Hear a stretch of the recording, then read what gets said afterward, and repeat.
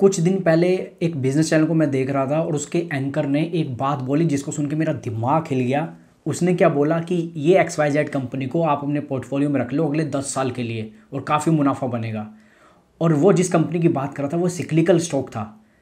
भाई साहब कैसी कैसी बातें हो रही है, और ये सोच के तो मुझे लगा कि आप लोगों को एक कंसेप्ट समझाना बहुत ज़रूरी है।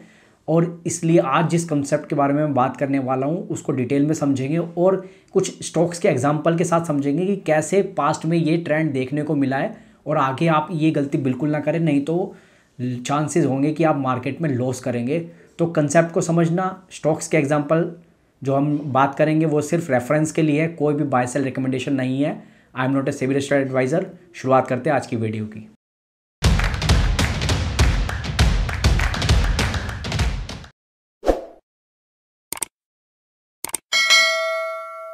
तो हम बात करने वाले हैं सिक्लिकल स्टॉक, सीजनल स्टॉक्स और कंसिस्टेंट कंपाउंडर। बिजनेस चैनल्स कभी आपको डिटेल में नहीं बताएंगे कि ये किस टाइप का स्टॉक है। उनका काम है सिर्फ आपको रोज आओ, दो चार स्टॉक बता दो, आज ये खरीद लो कल वो बेच दो, क्योंकि उनको टीआरपी चाहिए। कभी भी अगर वो आपको एक दिन चैनल ओपन करे और बोल दे ये 5 कंपनियां लॉन्ग टर्म के लिए काफी अच्छी है, 5-10 साल इनको होल्ड करके बैठ जाओ, तो उसके बाद तो कोई उनका चैनल देखेगा ही नहीं। तो इसलिए वो कंपनियों के नाम बताते हैं, वो सिक्लिकल है, सीजनल है या कंसिस्टेंट कंपाउंडर है, वो ज़्यादा डिफ्रेंशिएट नहीं करेंगे। और ऐसी मार्केट में जब हर स्टॉक भाग रहा है तो आपको याद रखना चाहिए कि सिक्लिकल कंपनियां कैसे आपके लिए बड़ा लॉस ला सकती है। वो हम एक बार कंसेप्ट के हिसाब समझेंगे, फिर एग्जांपल्स के हिसाब से भी समझेंगे। तो सबसे पहले सिक्लिकल कंपनियां क्या होती है, जो साइकिल में ट्रेड करती है। इकोनॉमी की साइकिल है, उनके बिजनेस साइकिल है, इंडस्ट्री की साइकिल हो सकती है। तो 4-5 साल वो अप ट्रेंड में रहती है, फिर डाउन, फिर अप ट्रेंड आता है, फिर डाउन आता है। लेकिन ये इनकी कुछ खासियत होती है।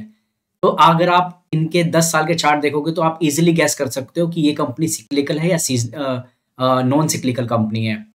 साथ ही अगर आप देखेंगे सिक्लिकल कंपनियों को बेस्ट टाइम होता है कि जब वो अपने डाउन साइकिल में चल रहे हो तब आप उनको बाय करो। जैसे ही वो अप साइकिल दिखाती है, अपने टॉप पे पहुंच जाती है जहां पर उनकी सेल्स टॉप हो रही है, बढ़िया रेवेन्यू आ रहा है, बढ़िया प्रॉफिट आ रहा है, वो बेस्ट टाइम होता है उनको बेचने का। लेकिन ये भी बात एकदम पक्की है कि आप एकदम परफेक्टली गैस नहीं कर सकते कि अब इसका बॉटम बन गया है, अब इसका टॉप बन गया है। हो सकता है कि जहां आप सोच रहे हो कि बॉटम बन गया वहां से वो स्टॉक और गिर जाए, और हो सकता है जहां पर आप सोचो यार इसका अब तो टॉप बन गया, इसको बेच देता हूँ, वहां से थोड़ा बहुत और रैली कर ले। अगर आप देखेंगे मार्केट में होता क्या है कि कुछ कंपनियां, जब मैं आपको एग्जांपल दूंगा तो आप देखेंगे वो भी काफी लो पी पे ट्रेड कर रहे हैं, 10 का पी मल्टीपल, 27 का पी मल्टीपल, 20 का पी मल्टीपल, और आपको लगेगा यार ये तो माउथ वाटरिंग प्राइस है, इनको इस लेवल पे खरीद लेना चाहिए। लेकिन सिक्लिकल कंपनियों को लो पी पे सेल करना चाहिए, और जब उनका हाई पी चल रहा हो, यानी कि बिजनेस नहीं आ रहा हो या लॉस मेकिंग हो कंपनियां जिस टाइम पे, उस टाइम उनको खरीदो। और जैसे ही वापस से हैवी प्रॉफिट आने लगे, लो पी हो जाए कंपनी का, वो टाइम होता है सेल करने का। लेकिन मैक्सिमम टाइम लोग क्या करते हैं, सिक्लिकल कंपनियों में कंफ्यूज होके उल्टा करते हैं। जब लो पी होता है उनको लगता है लो पी स्टॉक है, 10 पी पे मिल रहा है, क्या जाएगा, खरीद लो। और जैसे ही उनका हाई पी होता है, जब वो लॉस करने लगती है, जब टाइम होता है एंटर करने का, तब उस टाइम वो बेच बाच के निकल जाते हैं। तो इसलिए ऊपर खरीदते हैं और नीचे हार के कि यार ये तो प्रॉफिट मेकिंग थी, अब तो लॉस मेकिंग हो गई, बेच दो इस कंपनी को, तो निकल जाते हैं, जबकि उस टाइम उसमें एंटर करना चाहिए। जो सिक्लिकल स्टॉक होता है उनका साइकिल डिफर कर सकता है। जरूरी नहीं है कि 5 साल में ही अप साइकिल और डाउन साइकिल चलेगा। कई बार जो अप साइकिल है काफी ज्यादा चल सकते हैं, क्योंकि अभी कुछ कंपनियां थी जो कोविड की वजह से बहुत ज्यादा बॉटम में चले गई, तो पिछले 5-6 साल से अभी भी अप ट्रेंड उनका चल रहा है। अभी थोड़ा थोड़ा साइन उन्होंने दिखाया है कि वो डाउन ट्रेंड में स्टार्ट हो रही है। उनकी सेल्स अब धीरे धीरे मंथ ऑन मंथ बेसिस पे, क्वार्टर ऑन क्वार्टर बेसिस पे गिरती जा रही है। और जो खास बात मैं आपको बताना चाह रहा था कि अभी जो चैनल्स पे चल रहा है होल्ड कर लो, buy and hold, buy and hold, तो लॉन्ग टर्म में अगर आप सिक्लिकल कंपनी को होल्ड करके रखोगे तो जहां से शुरू करोगे वापस वहीं पहुंच जाओगे। अगर आपने बॉटम या नियर बॉटम, बॉटम तो कोई गैस नहीं कर सकता, लेकिन नियर बॉटम भी अगर आपने सिक्लिकल कंपनी को पकड़ लिया तो अच्छा खासा पैसा आपका बन सकता है। टॉप गैस करना मुश्किल है, लेकिन बॉटम में जब आपको लोगे काफी नीचे कंपनी जा चुकी है, लॉसेज आ रहे हैं कंपनी को, और आपको ट्रस्ट है कि मैनेजमेंट काफी ईमानदार है इस कंपनी की, तो फिर आप बॉटम में अगर नियर बॉटम उसको खरीदते हो तो पैसा बहुत ज्यादा बनता है। लेकिन इसका उल्टा भी बिल्कुल परफेक्ट है। अगर आपने गलती से टॉप पे इस कंपनी को खरीद लिया, ट्रैप हो जाओगे आप, और लॉसेज होने के चांस 90% बढ़ जाएंगे कि यहाँ से अब ये कंपनी नीचे जाने वाली है, टॉप पे खरीदा है, और 2-3-4 साल उसको होल्ड करके रखोगे, लॉसेज देखोगे और लास्ट में अपना लॉस बुक कर लोगे और निकल जाओगे उस कंपनी से। सीजनल बिजनेस क्या होते हैं? सीजनल बिजनेस होते हैं कि जो एक साल में 4 क्वार्टर होते हैं, तो उसमें से 2 क्वार्टर वो कंपनी अच्छा करती है, 2 क्वार्टर खराब करती है। ऐसा हो सकता है 3 क्वार्टर वो कंपनियां काफी बढ़िया करी है, लेकिन 1 क्वार्टर उनका वीक रहता है हमेशा से। तो सीजनलिटी उनके बिजनेस में रहती है। जैसे आप देखोगे एसी मैन्युफैक्चरर है, तो गर्मियों के टाइम पे उनकी सेल अच्छी होती है, लेकिन जैसे ही सर्दियां आती है तो उनकी सेल्स डाउन होने लगती है। तो परफेक्ट एग्जांपल है अगर सीजनल बिजनेस की आप बात कर रहे हो।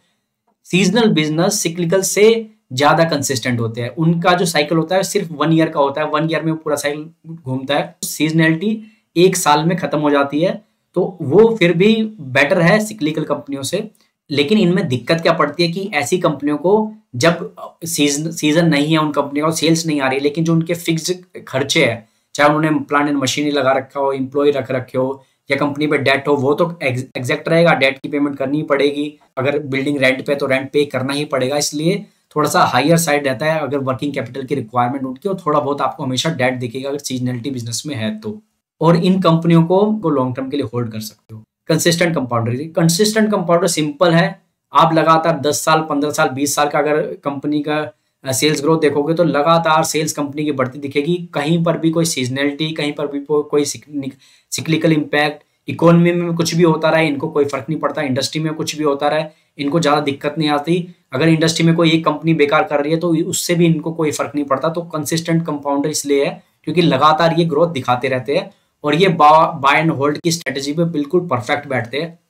कितने ही मल्टी बैगर स्टॉक्स आप देखोगे तो वो कंसिस्टेंट कंपाउंडर कैटेगरी में आपको दिख जाएंगे। लेकिन इसकी फिर डिसएडवांटेज ये है कि जब सबको पता है कि कंसिस्टेंट कंपाउंडर लगातार ग्रो ही करना है इस कंपनी को, तो वैल्यूएशन काफी हाई रहते हैं इन कंपनियों और 70, 80, 90 के पी मल्टीपल पे हमेशा पाओगे।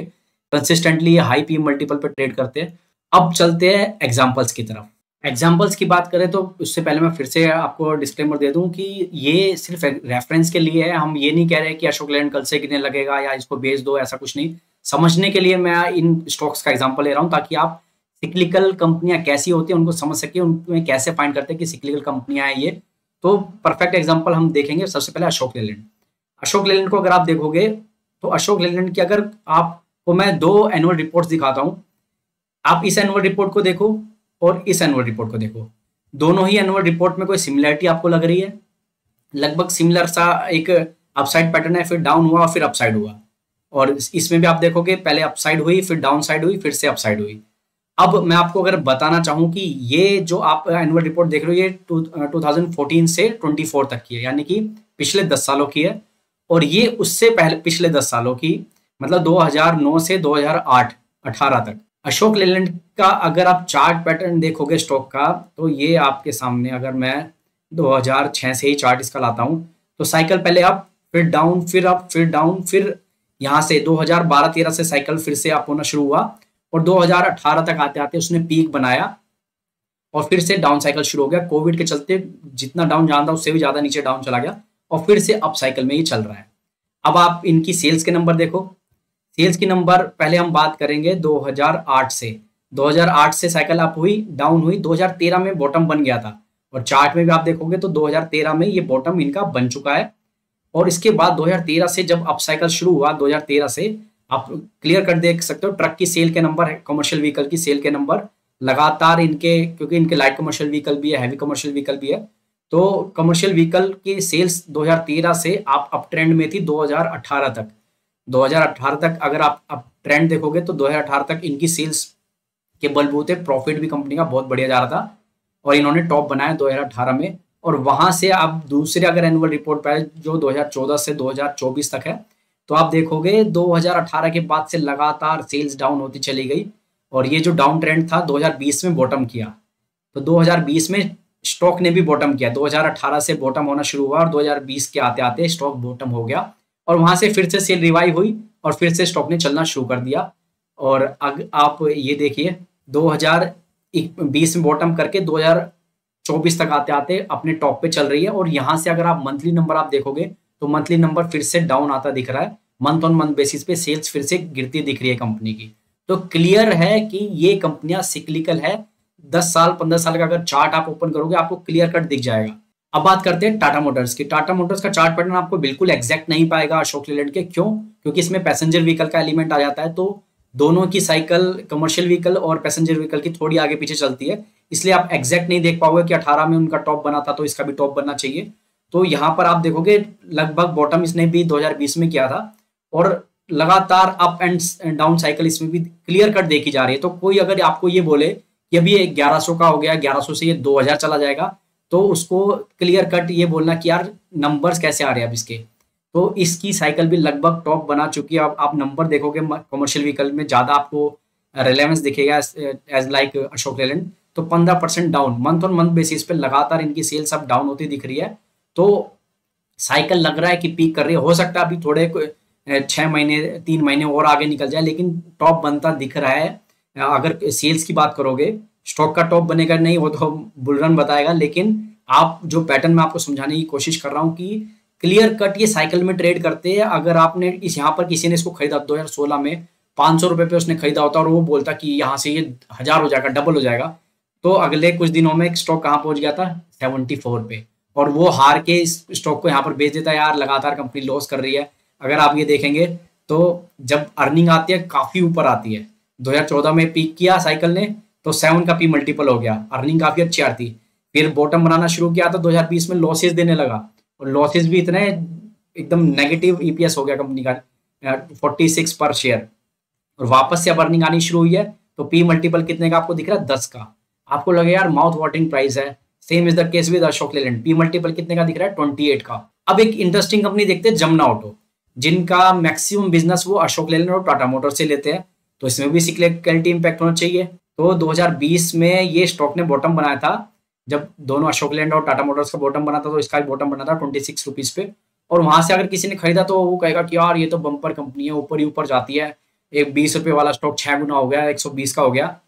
लेकिन उसको बोलो यार तू 10 साल का चार्ट देख, अगर 10 साल का 15 साल का चार्ट वो देखेगा तो क्लियर सिक्लिकल इम्पैक्ट उसको दिखेगा, सेम एज लाइक, क्योंकि ये प्योर प्ले है, प्रॉक्सी प्ले है कमर्शियल व्हीकल का। तो अशोक लेलैंड की कमर्शियल व्हीकल की सेल और इसकी सेल बिल्कुल आपको परफेक्ट दिखेगी। तो यहाँ देखो जैसे अशोक लेलैंड ने पीक किया 2018 में, इसने भी पीक किया 94 पे। आपको इसको यहाँ पर 94 पे खरीद के सोचे यार ये यहाँ से डबल हो जाएगा अगले 3-4 साल में, तो 3-4 साल में स्टॉक कहाँ पहुंच गया था 26 पे। अब आप बोलोगे कोरोना में तो सारी कंपनियां गिरी थी, अरे यहाँ पर 2019 में कोरोना थोड़ी था, तो 96 वाली कंपनी 50% गिर गई, 46 पे आ गई, तब तक कोरोना भी नहीं आया था, और कोरोना के टाइम इसने बॉटम बनाया। अब जैसे ही अशोक लेलैंड और टाटा मोटर्स की सेल ने चलना शुरू किया इस स्टॉक के, आप इसकी भी देखोगे सेल्स लगातार बढ़ती चली गई, और पी मल्टीपल जो एक बार को आपका डाउन साइकिल में 113 का पी मल्टीपल पहुंच गया था, वो पी मल्टीपल कितने का है 20 का।